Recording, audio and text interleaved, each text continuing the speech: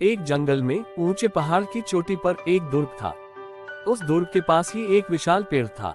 पेड़ पर एक उल्लू रहता था। पहाड़ी के नीचे एक तालाब था जिसमें हंसों का एक झुंड रहता था। उल्लू अक्सर भोजन की तलाश में तालाब के पास जाया करता था। हंसों को देखकर उल्लू बहुत अधिक प्रभावित हुआ।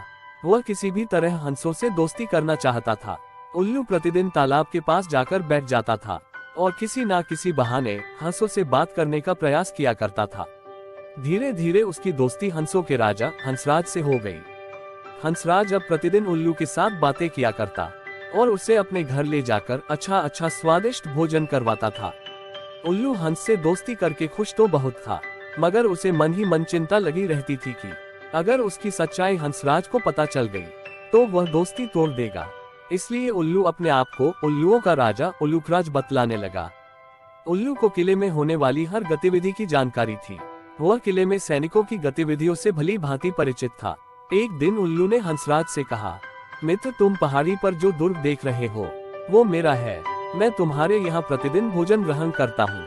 अब तुम्हें भी कुछ दिनों के लिए मेरा आतिथ्य स्वीकार करना पड़ेगा। हंसराज ने ना जाने के कुछ बहाने बनाए, लेकिन उल्लू नहीं माना और हंसराज को अपने साथ पहाड़ी पर ले गया। जिस समय वह पहाड़ी पर पहुंचे उस समय सैनिकों की परेड चल रही थी।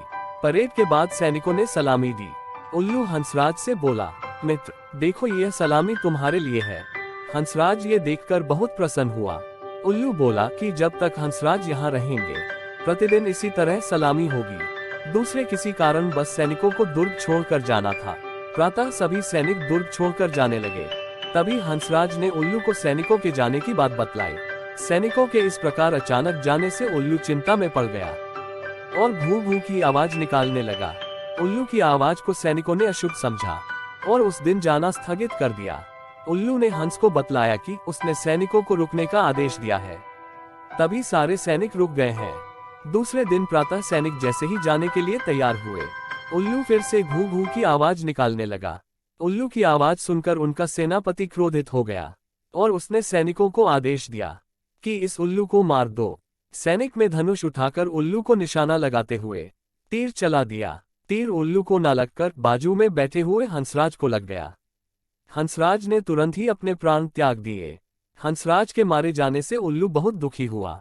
उसे लगा उसके झूठे दिखावे के कारण ही हंसराज की मृत्यु हुई है। उल्लू बेसुध होकर वहीं रोने लगा। पास में ही एक गीदड़ ये सब देख रहा था और उसने उल्लू की बेसुधी का फायदा उठाते हुए उस पर झपट्टा मारकर उसका काम तमाम कर दिया। शिक्षा। उल्लू और हंस की पंचतंत्र कहानी से हमें शिक्षा मिलती है कि कभी भी झूठा दिखावा नहीं करना चाहिए। ऐसी और वीडियो देखने के लिए चैनल को सब्सक्राइब कर लें।